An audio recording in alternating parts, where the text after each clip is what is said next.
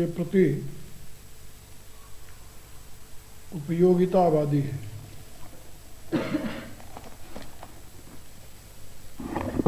इसको दार्शनिक भाषा में उपादेयतावादी कहते हैं। और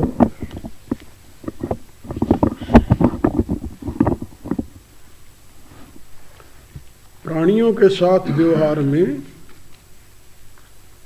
गीता समतावादी है। वह समत्व भाव को ही श्रेष्ठतम व्यवहार का स्वरूप मानते हैं। और वो कहते हैं कि ये समत्व भाव मनुष्य में तभी आ सकता है जब उसके पास समत्व बुद्धि हो।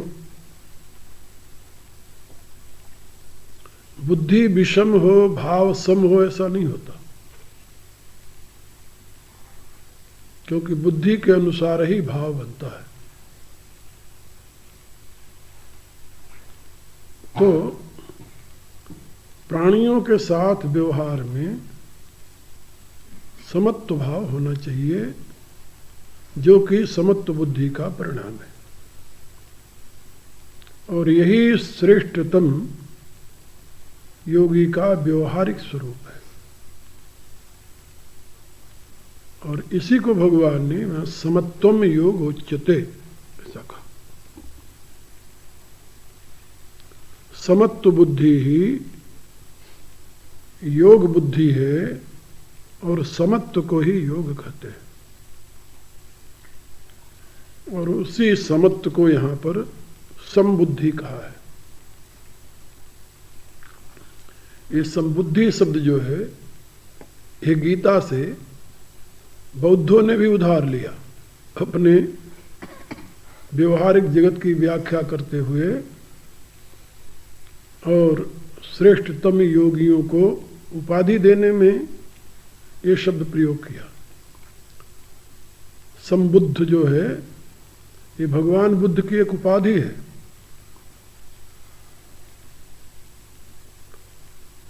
समबुद्ध, समबुद्धि से जो युक्त है वो समबुद्ध है। यानी बुद्धि में विषमता नहीं है ऐसी। और जिसकी बुद्धि में समता है, समत्व है, उसके लिए सुहृद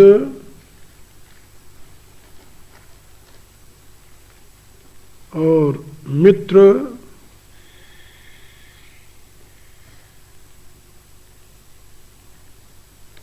उदासीन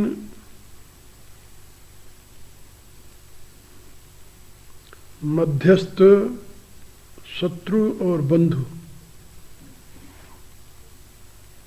रिश्ते में सभी प्राणियों के साथ यही रिश्ता होता है। इसी रिश्ते में सब आ जाते हैं।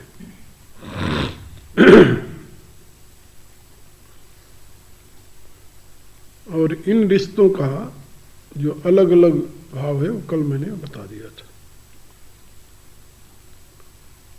सुहृद है, मित्र है, उदासीन है, मध्यस्थ है, शत्रु है और बंधु है।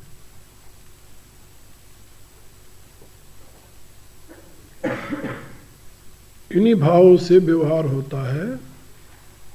जितने लोग आपके साथ व्यवहार करते हैं संसार के मनुष्य, सब इन्हीं भावों में आ जाते हैं।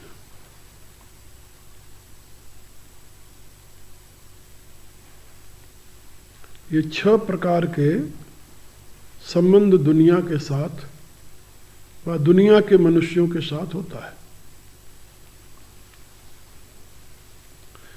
अब वो जो 6 प्रकार के संबंधी हैं मनुष्य, उनमें 2 प्रकार की वृत्तियां हैं।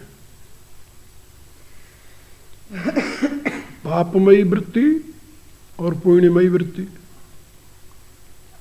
सगा भाई भी पापमयी वृत्ति का हो सकता है, माता पिता भी पापमयी वृत्ति के हो सकते हैं, शत्रु जो है वो भी धर्ममयी वृत्ति का हो सकता है। तो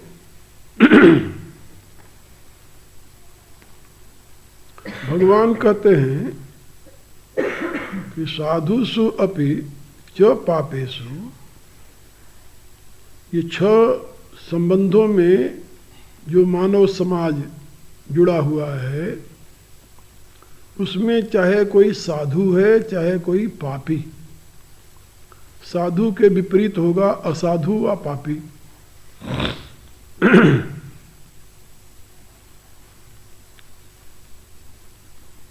इन सब में अब उस योगी की जो योगारूढ़ है, समत्व में प्रतिष्ठित हो गया है, वह समबुद्धि ही, सभी के प्रति समबुद्धि रखता है, और इसीलिए वह समाज में एक विशेष स्थान प्राप्त करता है। समबुद्धि विशिष्यते, यही उसका वैशिष्ट्य है। यानी हमें योग बुद्धि मिल जाए तो हमारे में क्या विशेषता आ जाएगी, तो भगवान ने कहा कि ये विशेषता तुम्हारे में आ जाएगी, समबुद्धि विशिष्यते। अब आगे भगवान कह रहे हैं कि भाई समबुद्धि को प्राप्त करने के लिए करना क्या चाहिए। तो अब प्रैक्टिकल साधन, जिसे क्रियात्मक साधन कहते हैं, वो भगवान बताना प्रारंभ करते हैं यहां से।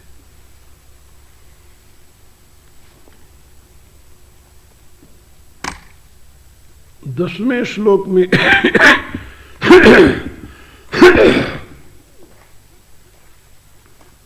भगवान यह बता रहे हैं, योगी युंजीत सततम आत्मानं रहसि स्थितः एकाकी यतचित्तात्मा निराशी अपरिग्रह।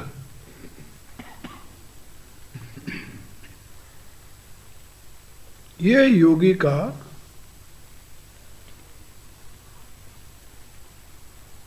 साधन क्रम है।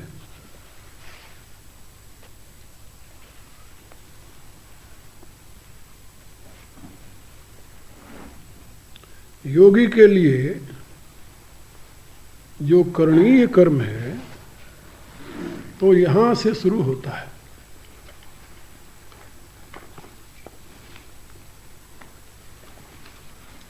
सबसे पहले वो क्या करता है कि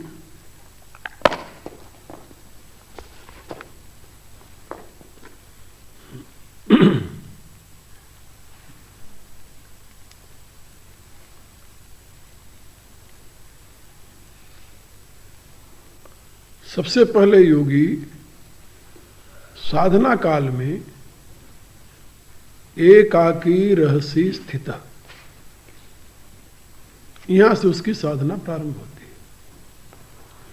भीड़ में रह करके साधना नहीं होती। बड़ा सुंदर उदाहरण है हमारे शास्त्रों में। जैसे गर्म दूध को जब जामन लगाते हैं, खट्टा लगाते हैं, पंजाबी में कहते हैं, हमारे यहाँ जामन कहते हैं। तो गर्म दूध को जब जामन लगा देते हैं तो उसको यदि हिलाते रहे तो तब दही नहीं बनेगी। तो श्रद्धा और मुमुक्षा की गर्मी से व्यक्ति का हृदय गर्म हुआ, फिर वो गुरु की तलाश करने लगा। तो सद्गुरु मिल गए तो उसमें उन्होंने अपने वचन रूपी जामन लगा दिए। उपदेश रूपी मंत्र, साधना की प्रक्रिया, सब कुछ समझ लो, वो जामन है। दूध दही बनता है लेकिन बिना जामन के नहीं बनता। तो श्रद्धा की गर्मी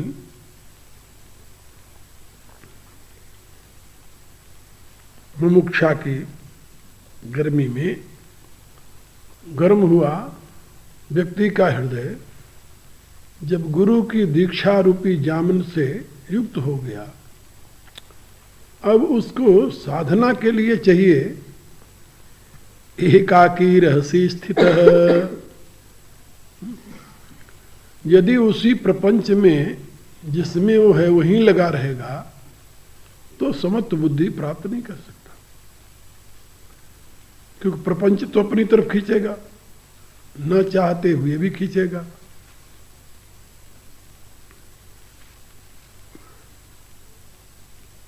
दूध को पानी में डालो तो पानी बन जाता है, और उसी दूध को गर्म करके जामन लगाकर दही बनाकर बिलो कर मक्खन निकाल लो, तो मक्खन पानी में यदि डाल दो तो कभी पानी नहीं बनेगा, वो मक्खन हमेशा पानी के ऊपर ही तैरेगा।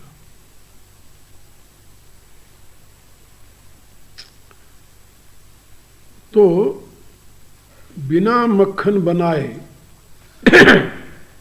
जब दूध ही का मक्खन है तो दूध ही क्यों न पानी में डाल दें।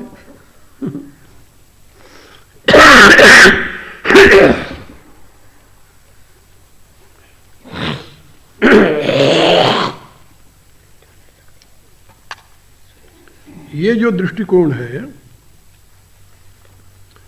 ये अनाड़ीपना है, ये साधक का दृष्टिकोण नहीं है। साधक साधना में जब रहे बैठे तो साधना प्रारंभ ही यहां से होती है, जैसे जामन लगाने के बाद उस दूध को एकांत में रख देते हैं बिना हिलाए ढुलाए, और थोड़े समय बाद उसमें उसका दही रूप हो जाता है, दही जम जाती है। दही जमने पर यदि कहो कि उससे मक्खन निकल आवे तो नहीं निकलता, फिर क्या करना, फिर मथना पड़ता है, फिर मंथन का काम करना पड़ता है, और मंथन से ही मक्खन निकलता है। तो दही जमाने के लिए तो एकाकी रहस्य स्थित ये अवस्था आवश्यक है। सात्विक श्रद्धा धेनु सुहाई, जो हरि कृपा हृदय बस आई। यहां से लेकर के और तब मत काढ़ ले नवनीता सुभग विमल विराग सुभग सुपुनीता, यहां तक का प्रसंग जो है वो चिंतन करने योग्य है। मथने के लिए उन्होंने बताया कि शरीर हिला डुला कर नहीं मथा जाता, मुदिता मथई विचार मथानी, विचार रूपी मथानी से वो मथा जाता है। साधना है, साधना भीड़ में नहीं होती, साधना तो एकांत में होती। साधना के लिए एकाकी रहस्य स्थित। भगवान ने महाभारत में दो बातें बताई है।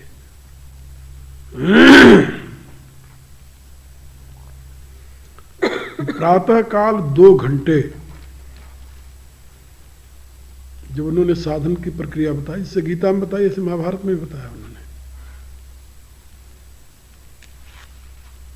तो कहा कि प्रातः काल 2 घंटे सिद्धासन, भद्रासन, समासन, पद्मासन, किसी एक आसन से जो उसका आसन दृढ़ हो, जिसमें हिलने डुलने वाली बात न हो, उस आसन से बैठ करके और ध्यान का अभ्यास करें। ध्यान के अभ्यास में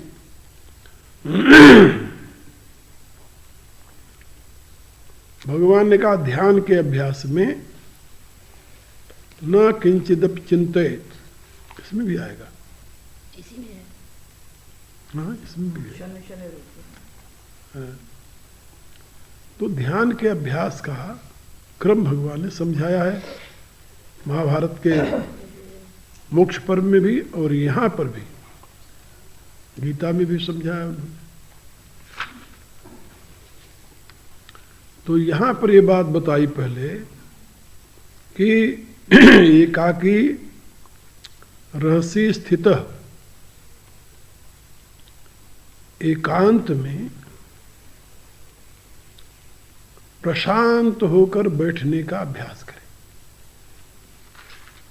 और उसके लिए समय दो ही बताया उन्होंने, एक तो प्रातः काल जब तक लोग जगे न हो,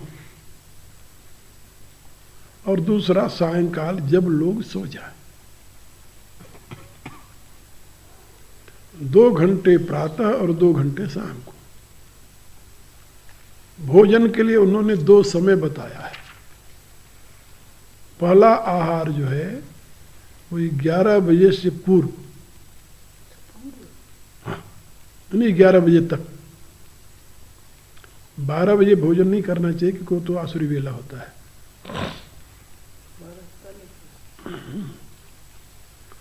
तो 11 बजे से पूर्व भोजन कर ले पहले, और सूर्यास्त से पूर्व भोजन कर ले शाम को। और 2 बार के सिवा तीसरी बार कुछ भी ग्रहण न करे साधक।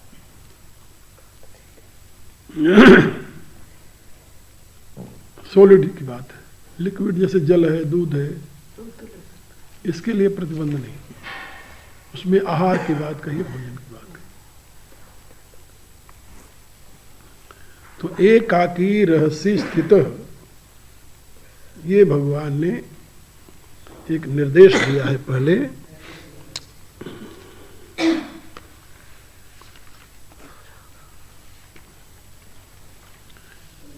एकाकी माने अकेला।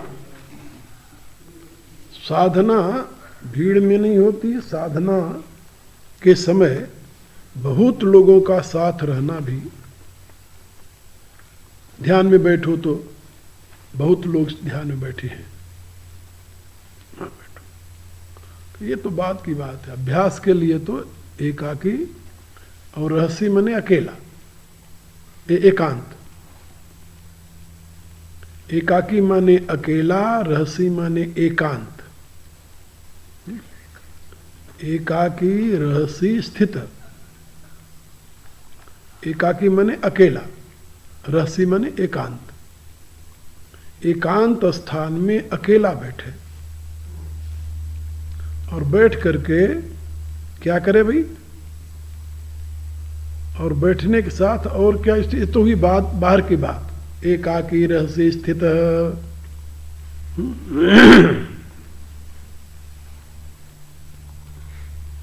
अब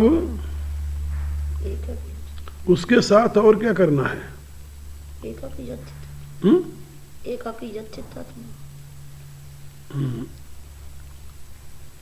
रहस्य एकाकी तो उधर चला गया ना। एकाकी रहस्य स्थित, वो और श्लोक नहीं है कोई? वो अलग है, 12वें अध्याय का है।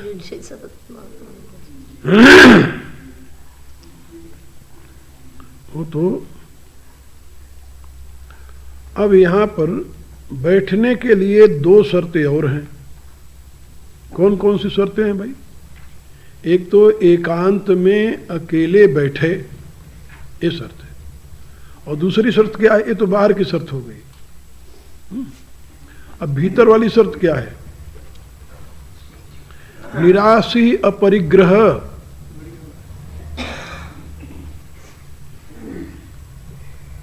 बैठे कैसे? अंतर की क्या स्थिति हो? निराशी अपरिग्रह।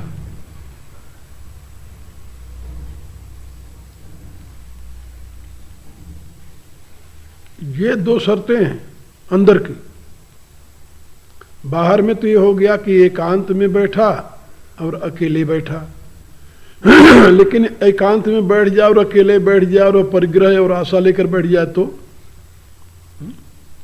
आदमी तो कोई नहीं है। लेकिन आजकल महंगाई का जमाना, कमरे में जाकर बैठा, 400 रुपए का जूता खरीदा था, बाहर रख दिया।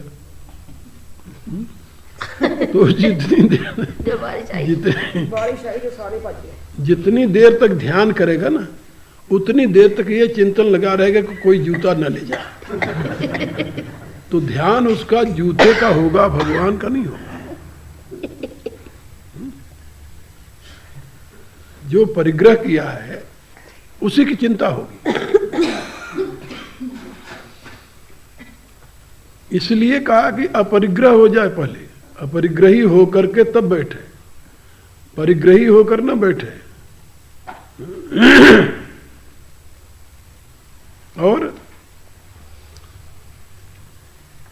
निराशी होकर बैठे। निराशी माने पूर्ण रूप से चाह का त्याग करके बैठे। तो कोई आशा लेकर ना बैठे कि हमारे साथ ये हो जाए, या ध्यान में हमें ये, इस ध्यान से हमें ये मिल जाए।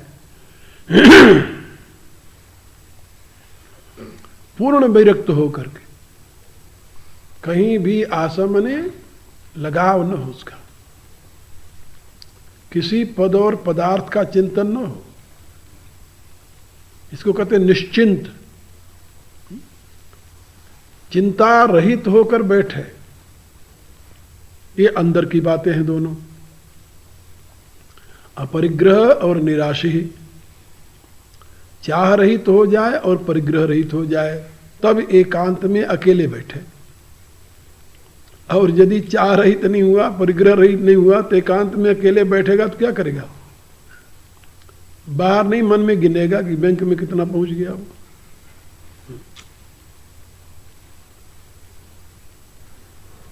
तो ये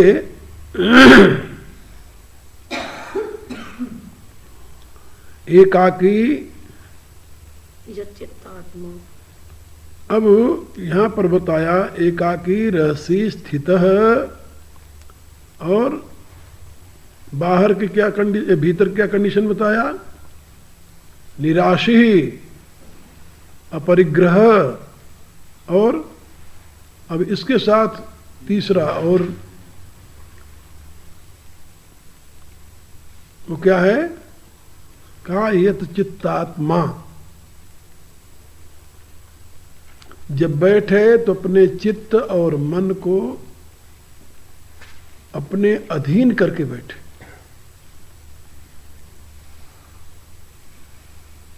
यत चित्तात्मा,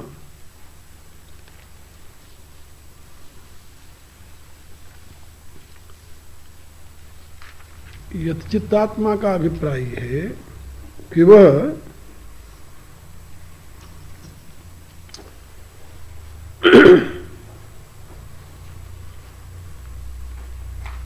उसका मन, उसकी बुद्धि कुलांचे न भरे, आकाश पाताल एक न करे, प्रशांत हो करके विषयों से विरत हो करके, और इस अवस्था में जब बैठेगा तब भगवान कहते हैं कि योगम आत्मानम युंजीत। फिर योग को, योगी को, योगी आत्मानम युंजीत। ऐसी अवस्था में बैठकर तब योगी को अपनी अपनी बुद्धि को परमात्मा में लगाने का प्रयत्न करना चाहिए। योगी युंजीत आत्मानम, ये जो है ये बात की बात है। पहले वो कंडीशन सारी पूरी कर ले।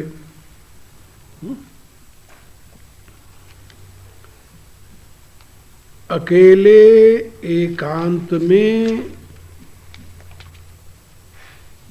परिग्रह और आशा का त्याग करके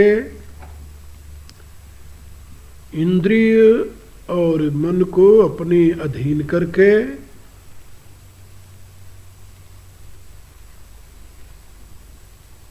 स्थिर होकर के योगी को चाहिए कि वह अपनी आत्मा को परमात्मा में लगाने का प्रयत्न करे, अभ्यास करे। ये उसकी विधि है।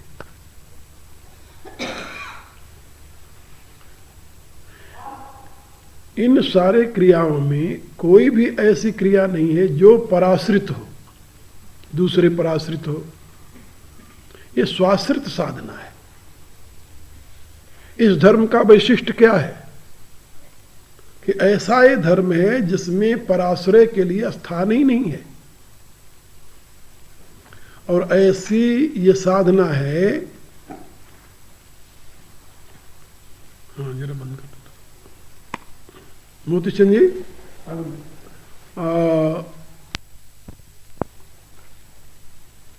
ये बातें परम आवश्यक है।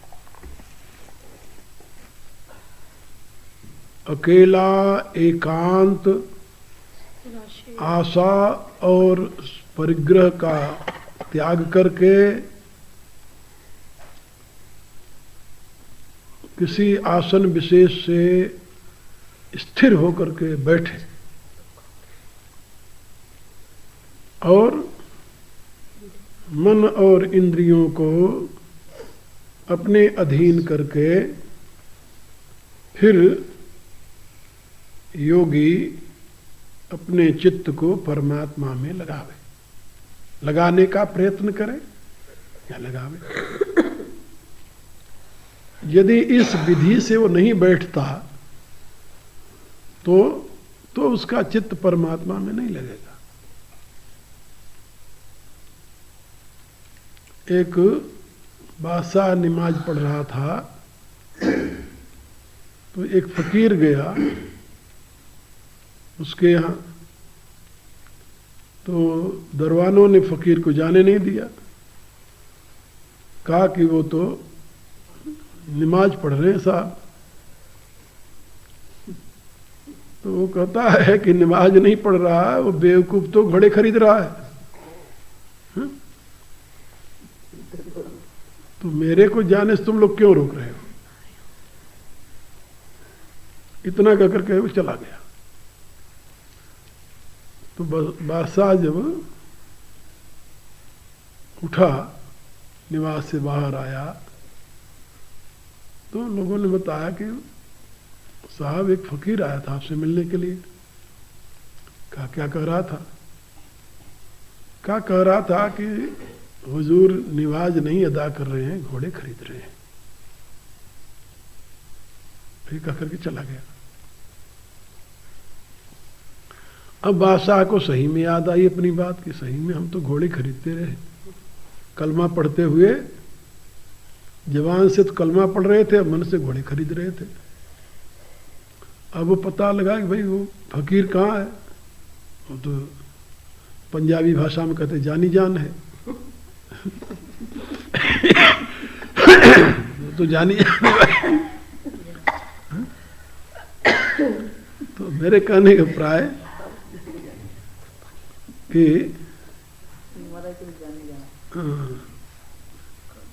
जब आप साधना में बैठे तो साधना में बैठे, और बिना इन शर्तों को पूर्ण किए आप साधना में बैठ नहीं सकते।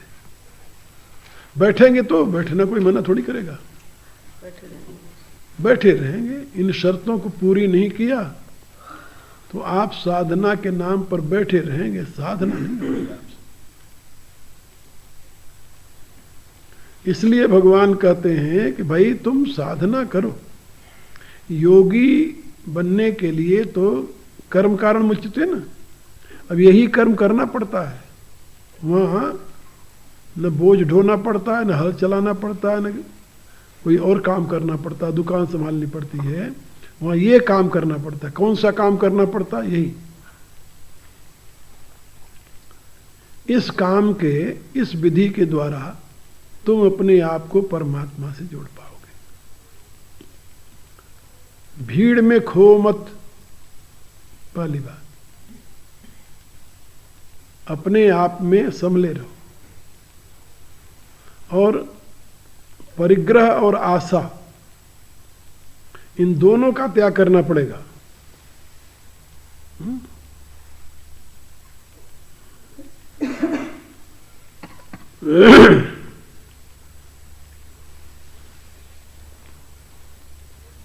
स्वर्ग की नहीं, मोक्ष की भी आशा का त्याग करना पड़ेगा।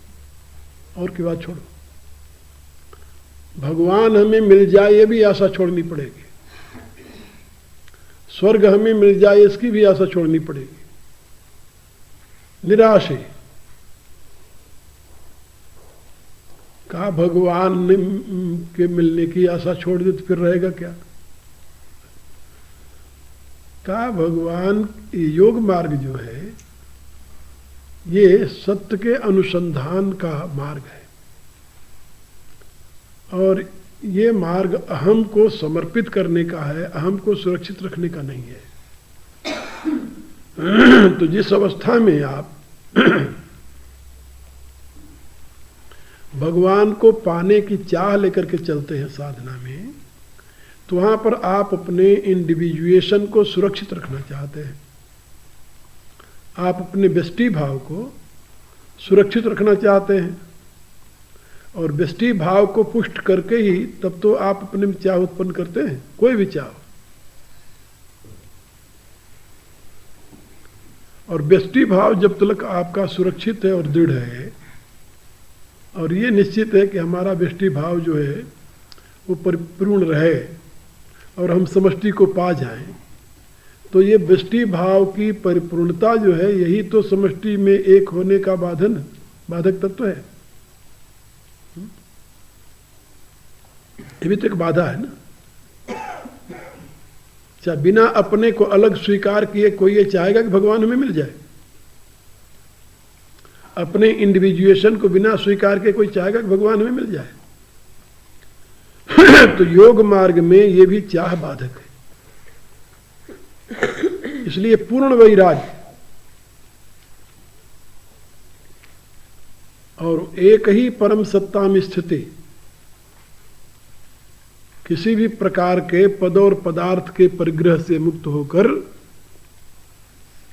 संपूर्ण प्रकार की आशाओं का त्याग, जिसके लिए सर्व संकल्प सन्यासी कहा। तो निराश ही अपरिग्रह, इन शर्तों को पूरा करने के पश्चात फिर क्या है कि योगी को चाहिए कि स्थिर होकर के बैठे, प्रशांत होकर के एक आसन से बैठा तो बिल्कुल पाषाणवत ऐसा बैठ जा। जब बिल्कुल प्रशांत होगा तब उसके जीवनी शक्ति, जो प्राण शक्ति है जिसे कुंडलनी कहते हैं, तब उसकी अनुभूति प्रारंभ होगी उसे, और धीरे धीरे उसका उत्थान, उसकी स्थिति, इन सबका अनुभव होगा। तो ये बहुत ही महत्वपूर्ण और महान रास्ता है। इस रास्ते पर चलने वाले जो लोग हैं, साधक लोग हैं, मोक्ष तो उनके पीछे पीछे घूमता है। वो श्लोक है 5वें अध्याय का, अभी मैं पढ़ा रहा था तो उसमें आया था कि वह सर्वत्र ब्रह्म निर्वाण में ही वर्तता है। ब्रह्म निर्वाण,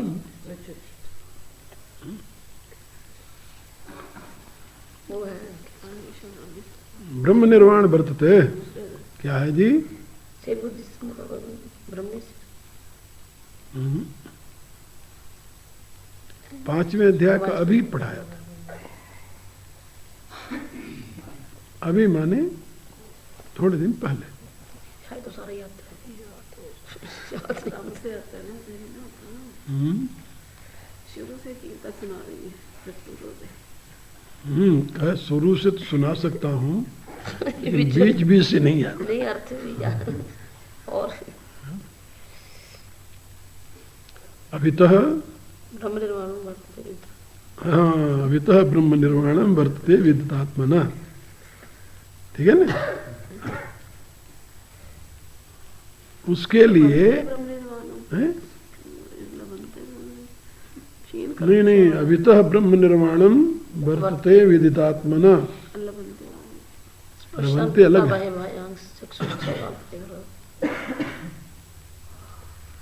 अभितः ब्रह्म निर्वाणम वर्तते विदितात्मना, जिसमें है लभंते ब्रह्म निर्वाणम, वो अलग है।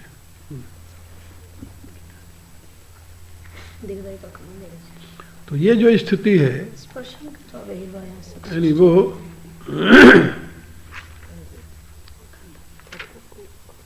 ऐसा जो व्यक्ति है वो तो हमेशा ब्रह्म निर्वाण में ही अवस्थित रहता है, उसके लिए ब्रह्म निर्वाण की जरूरत ही नहीं है। जहाँ अपना इंडिविजुअल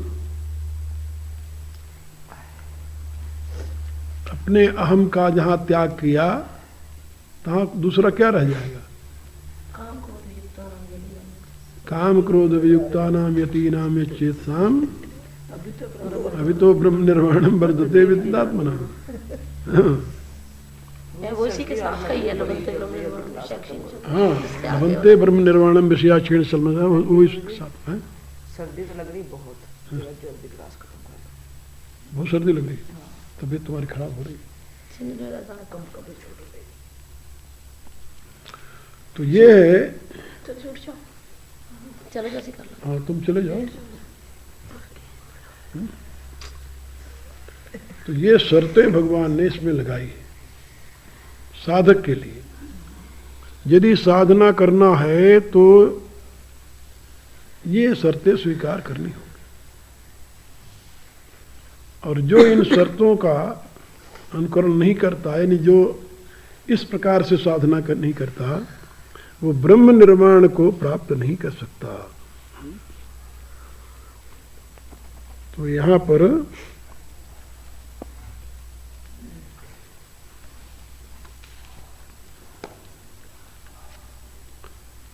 भगवान ने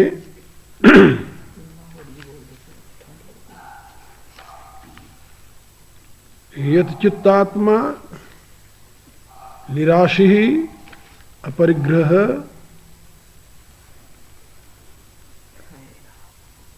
ये सब उस साधक के लिए अनिवार्य बताया।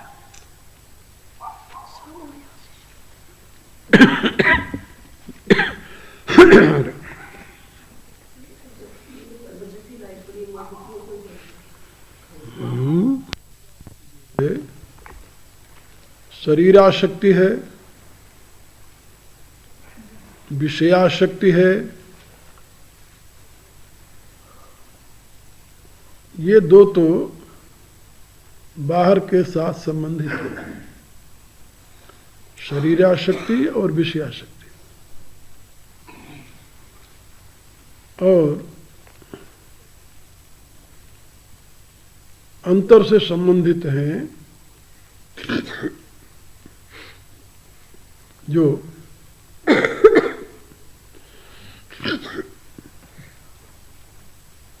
जिसमें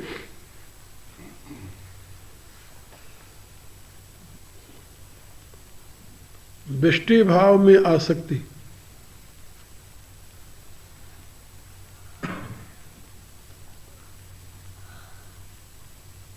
और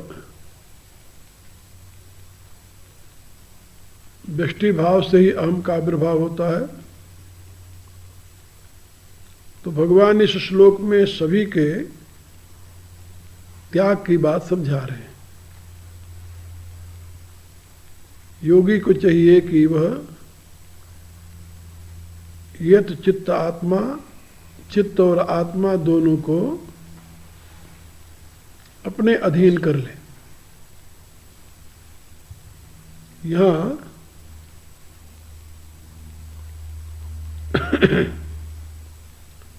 आत्मा शब्द का अर्थ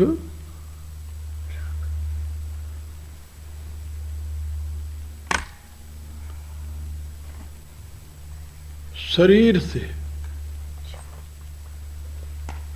और चित्त शब्द का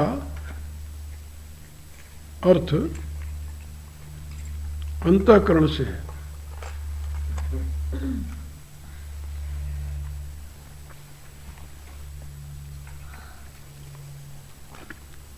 यहाँ शरीर में इंद्रियां भी आ जाती हैं।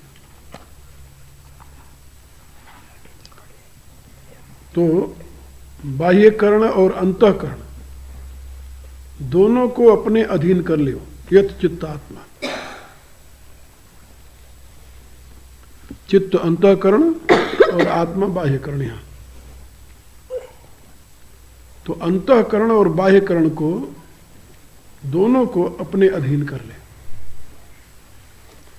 और अधीन करने के लिए दो बातें आवश्यक हैं।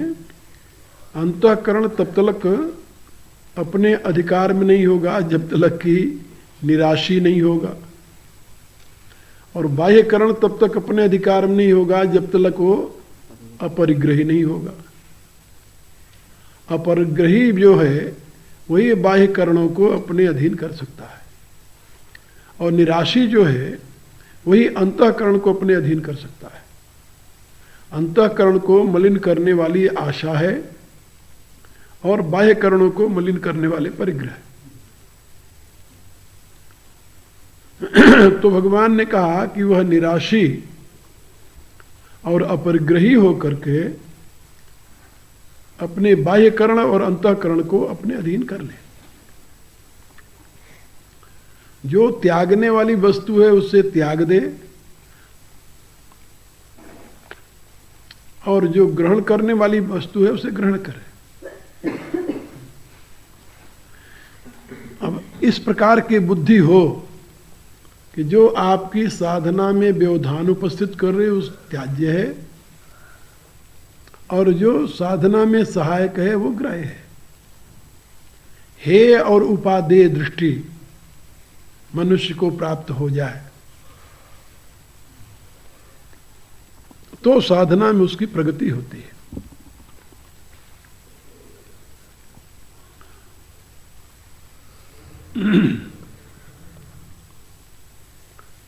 हे और उपादेय का अभिप्राय होता है कि आत्म उत्थान में, क्योंकि गीता आत्म उत्थान और ब्रह्म भाव की स्थिति को ही श्रेष्ठतम लक्ष्य मानती है। परमात्मा के दर्शन की बात गीता नहीं करती। गीता का जो संदेश है वो ब्रह्म भाव में स्थिति है। जीव को शिव बनने की सीख है, नर को नारायण बनने की सीख है, और इसी की साधना गीता समझाती है।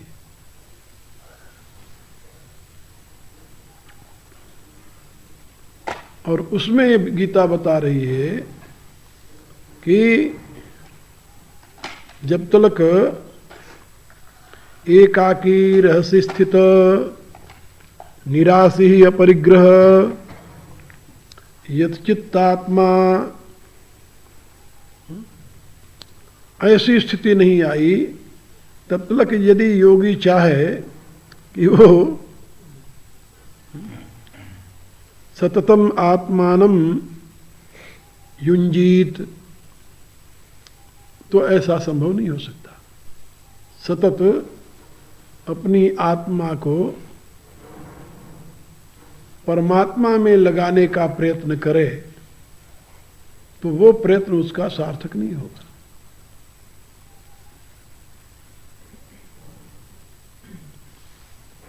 और यदि